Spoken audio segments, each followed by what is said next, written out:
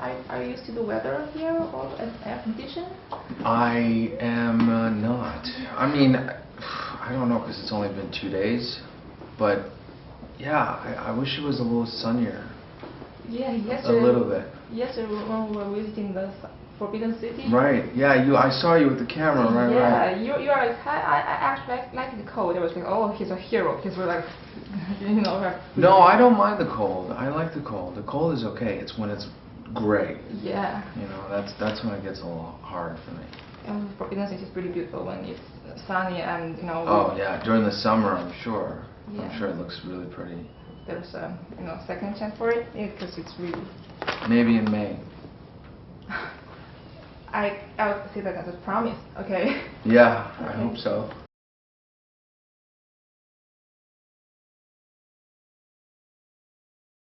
I did, yeah, I did.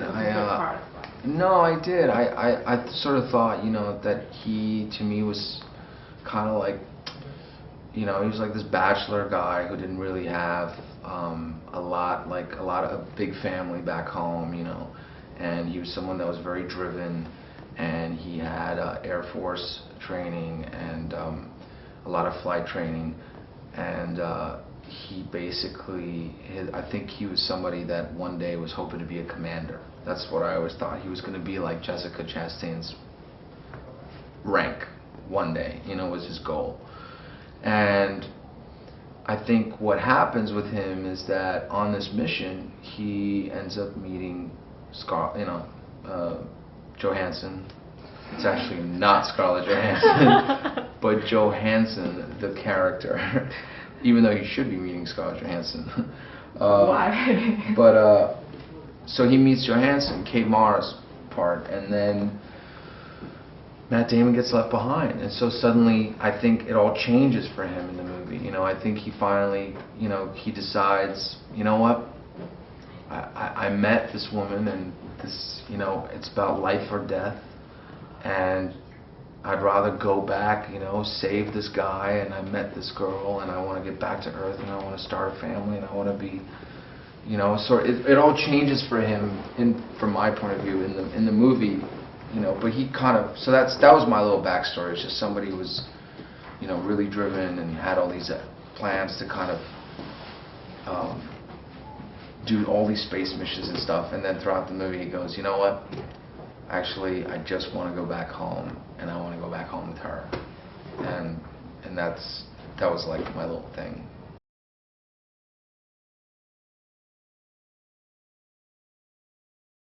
Well, when we were doing the movie, I did a lot of hints, but they didn't make it into the movie.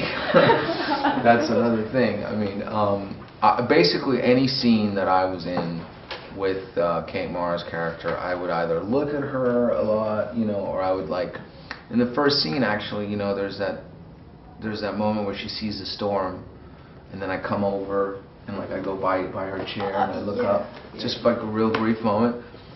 And I remember we did that scene, and I even when I put my head down on her head, and I was trying to squeeze in all these moments, and I think Ridley was like, no.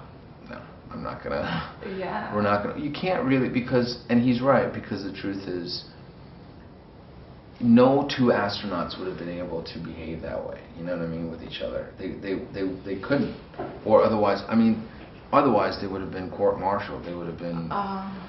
So if something like that really was going on between two astronauts, it would have to be so secretive. And then it makes it this really kind of old school, kind of like high school, mysterious. Sweet. Yeah, I mean, but nobody could know, because otherwise, these guys are monitored all the time. I went to NASA and I actually asked them. I said, when are you not on a camera? When do they not have, when are you not? You don't have a cord on you that says your heartbeat, or your, monitors your pressure, and they said each of them have basically this little closet-sized kind of hole where they go and they sleep, and then they can go in there, for 10-15 minutes throughout the day, whatever, and they zip back up, and then that's the only place they have to themselves. you know, and they can't be going in there with somebody, obviously. So a romance would have to be really under the radar. They sleep basically like vampires, you know. They have like this sort of like coffin like space where they go in and they zip the thing back up and then they just kind of float in there like that. Yeah, in space. It's wild. It's crazy. Yeah, it's crazy.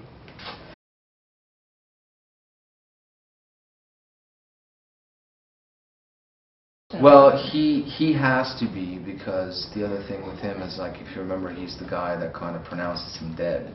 Yeah. So I think for him there's a little bit of a, you know, guilt, fault factor. I mean, the thing is, he didn't do anything wrong, because when I've spoken to actual astronauts and NASA scientists, they've all said it's just protocol. Like, if something were to go wrong, you know, it's basically what they train is to be prepared for every single kind of scenario. So there's no real time to think, oh my God, someone has died. Oh God, we're doing this. Or, you know, it just immediately, if something happens, you look at the information and then boom, you go to one of the things that you've trained, one of the scenarios. You know what I mean? So it was just protocol to do that. For them, it was like, okay, we're losing time. It basically says he's dead. We gotta go.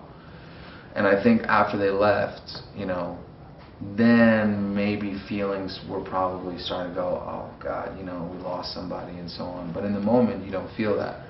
And then I think for him, when they find out he's still alive, again, you don't want to be the guy to say the wrong thing. And so I think it's very clear in that scene, you know, for him. It just says, yes, I gotta go back. I mean.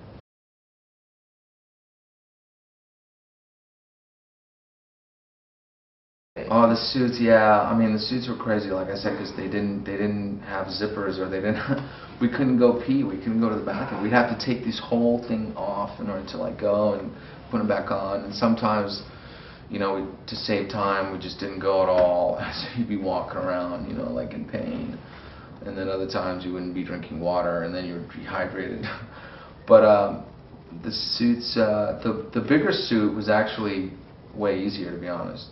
Because then you're kind of like, you were like this giant baby, you know, like they put you on wires, they suspended you up, and then you're just sitting there like, basically people are just pushing you like around, you know, and you're like just twisting, like you can't do anything, you're just waiting. And I always heard that when you are in a superhero movie, the costume is like there's no zipper, you have to be, but in an astronaut movie, it's like this too.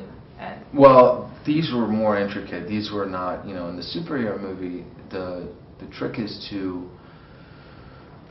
make the costume look the way it does, but then also for you to be able to move and fight in it can be really difficult. So it has to be flexible, you know. Sometimes here it didn't really need to be, you know, it didn't need to be too flexible. I mean, you're not doing kicks and stuff on Mars.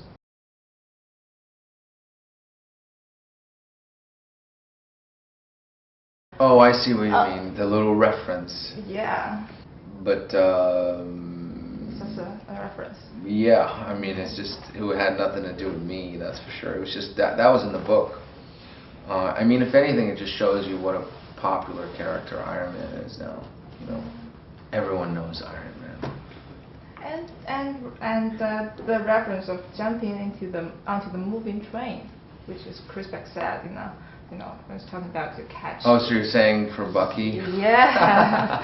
That's so funny. Yeah. I never even think about that. That's really, yeah.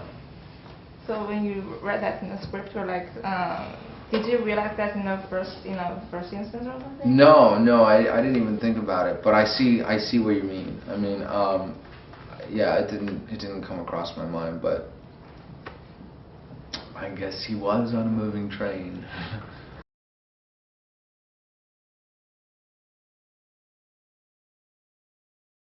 I haven't cut it. I mean, I'm gonna cut it soon. It's gonna happen. Yeah, but I haven't yet because we have some reshoots in January, and I just thought, you know, and actually, the thing I worked on was takes place in the 70s, this last thing I worked on, so the hair still worked.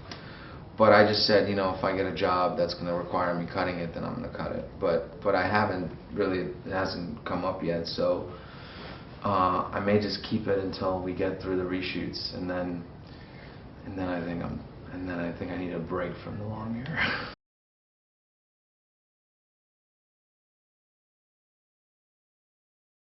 No, I really didn't. You were shocked. It was a great, awesome discovery. But I had no idea. I mean, now that I do.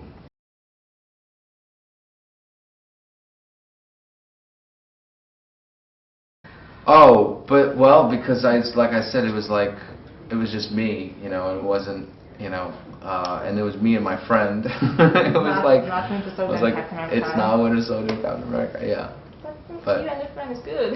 But that's great. I'm happy. I already saw that people had did their own Photoshops and stuff. You've seen that? My favorite, the best one was the Emperor one, where I had the bald head. That was amazing. It made me laugh so much. That was amazing. I'll tell them. I'll tell the person who did this. And do you know who did that? We can Well, it was genius. That's what I think. I think it was just genius. I have it saved on my phone. I'm very excited. I sent it to everybody I knew. I was like, look. You're gonna be it's a noble hairstyle. No, it's so fun.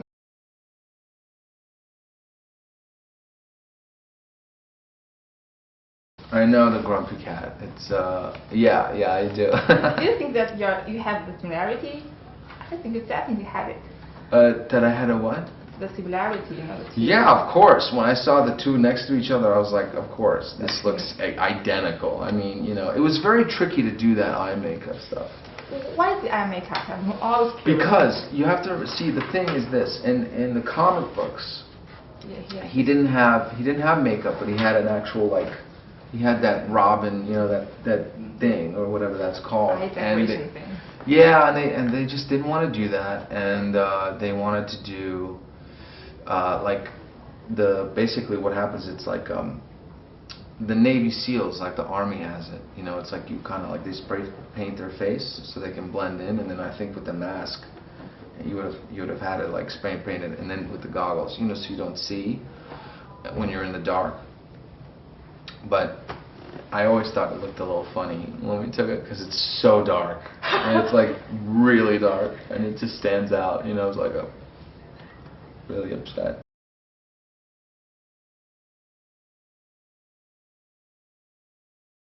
No, that's not gonna be there. Oh, it's a pity. No, and no mask either.